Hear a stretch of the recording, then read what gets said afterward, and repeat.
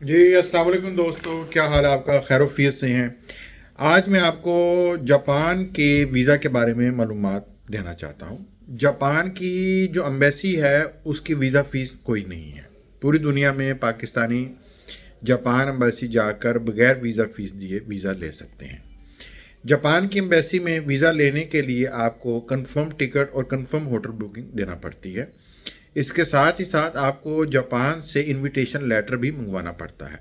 ये invitation letter आपको कोई शख्स भी दे सकता है।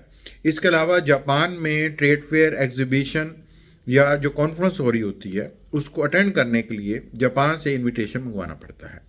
ये इनविटेशन वहाँ की कंपनी से भी इशू होता है।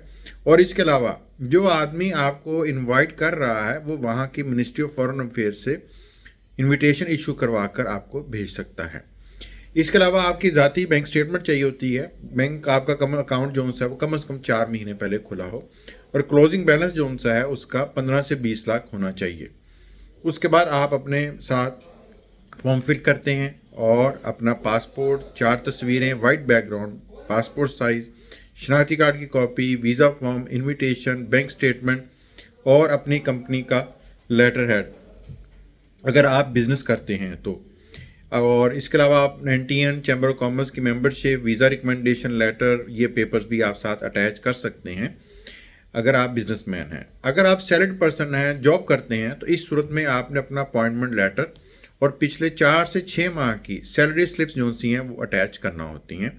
और ये ज़रूरी है कि कंपनी की जो आपको सैलरी पे कर रही है वो उस सैलरी आपके अकाउंट में, कंपनी के अकाउंट से डायरेक्ट जो सा है वो ट्रांसफ़र हो रही हो।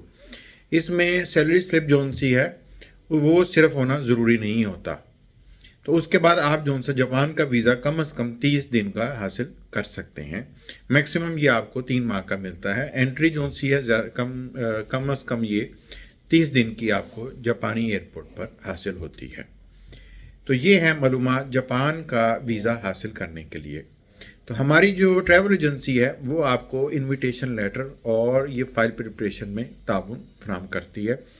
बाकी ये अपॉइंटमेंट जो सी है अगर उसके लिए भी जो हमारी खिदमत चाहिए हो तो हमें आप रब्ता कर सकते हैं। बहुत बहुत शुक्रिया आपका, मेहरबानी।